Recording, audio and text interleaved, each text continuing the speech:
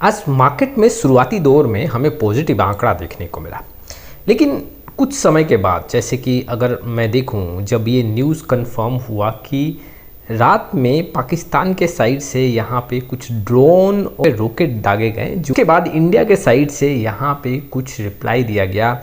उसके बाद जो वॉर का प्रेशर है वो काफ़ी ज़्यादा बढ़ गया और इन्वेस्टर का सेंटीमेंट्स जो है वो यहाँ पे नेगेटिव हो गया। शुरुआती दौर में आज खरीदारी देखने को मिला, लेकिन अचानक से अगर आप देखोगे तो मार्केट जब क्लोज होने वाला था उसके ठीक एक घंटे पहले दबाव स्टार्ट हुआ और मार्केट में यहाँ पे स्मॉल कैप और मिड कैप में काफ़ी ज़्यादा बिकवाली देखने को मिला।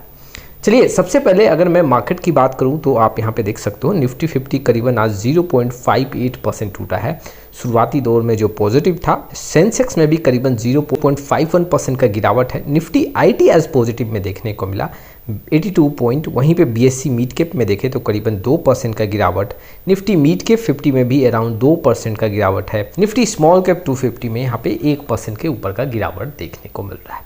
तो अगर आप नोटिस करोगे तो स्मॉल कैप और मिड कैप में आज बिकवाली देखने को मिला, और ये भी अगर आप नोटिस करोगे तो अचानक से ये गिरावट हुआ। जो मैं न्यूज़ बता रहा हूँ उसके बाद यहाँ पे इन्वेस्टर का जो सेंटीमेंट्स है वो नेगेटिव हुआ। अब निफ्टी 50 का क्या लेवल देखने को मिल रहा है, देखो कहाँ पे सपोर्ट और रेजिस्टेंस बनता हुआ देखने को मिल रहा है, इसके बारे में बात करेंगे। लेकिन उसके पहले mutual fund related complete solution चाहिए तो आप मेरे साथ जुड़ सकते हैं। जी हाँ, डिस्क्रिप्शन बॉक्स में आए, डिटेल चेक करें और व्हाट्सअप नंबर के थ्रू हमारे साथ जुड़ सकते हैं। देखो, अगर निफ्टी 50 की बात करूँ तो यहाँ पे 24,140 के आसपास का एक आंकड़ा देखने को मिल रहा है। अभी अगर यहाँ से गिरावट होता है तो 24,000 का एक स्ट्रॉन्ग सपोर्ट देखने को मिल रहा है।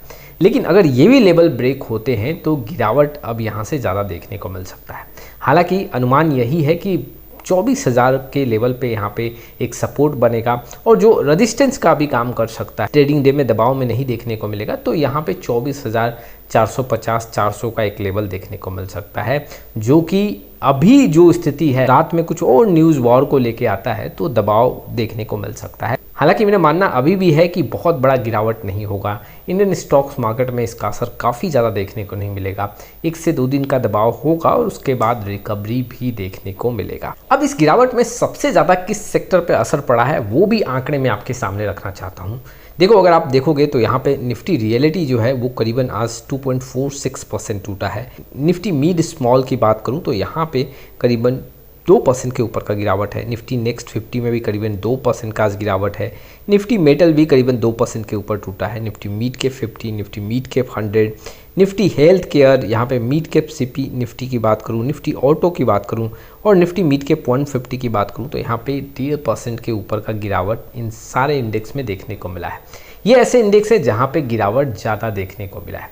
लेकिन एक ऐसा सेक्टर इस टेंशन में जो कि देखने को मिल रहा है गिरावट ज़्यादा हो रहा है, लेकिन इससे घबराना नहीं चाहिए। जैसे कि मैं डिफेंस सेक्टर की बात कर रहा हूँ, पिछले कुछ ट्रेडिंग डे में यहाँ पे दबाव देखने को मिल रहा है और सबसे ज़्यादा जो दबाव यहाँ पे दिख रहा है, जैसे DCX सिस्टम की बात करूँ करीबन 5% टूटा है। काइनेस टेक्नोलॉजी की बात करूँ ये भी करीबन 4% के आसपास टूटा है। यहाँ पे NIBE लिमिटेड की बात करूँ तो ये भी 4 से 5% के आसपास टूटा है। कुल मिला के देखें तो या तो अधिकतर जो स्टॉक्स है इस सेक्टर का उसमें दबाव देखने को मिल रहा है।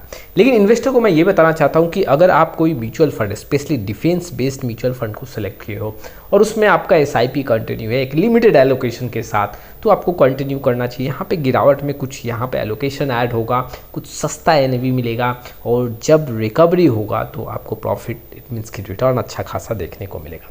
मैं इन्वेस्टर को ये भी बताना चाहता हूँ कि देखो, अभी जो कुछ हाई टेंशन चल रहा है इसके चलते हो सकता है डिफेंस के स्टॉक्स में गिरावट हो, लेकिन जब ऐसे हाई टेंशन से यहाँ पे कुछ रिलीफ देखने को मिलेगा उसके बाद ऐसे स्टॉक्स में जो आंकड़ा है वो काफ़ी पॉजिटिव देखने को मिल सकता है। फिलहाल जो है ये जो दबाव है इससे घबराना नहीं है। जी हाँ, आपने SIP को कंटिन्यू रखो और लंबे समय के लिए बने रहो। ऐसे सेक्टर में आपको पैसा बनेगा, लेकिन आपको एलोकेशन सही रखना है। ऐसा नहीं कि पूरा पैसा इसी सेक्टर में झोंक देना है और बस इन्वेस्ट करते जाना है, ये गलती नहीं करना है। ये कुछ इन्फॉर्मेशन थे जो इन्वेस्टर के लिए काफ़ी इंपॉर्टेंट है। आपका क्या राय है इस वीडियो को लेकर कमेंट बॉक्स में आए। फिर मिलेंगे एक नए वीडियो के साथ, तब तक के लिए जय हिंद, जय भारत।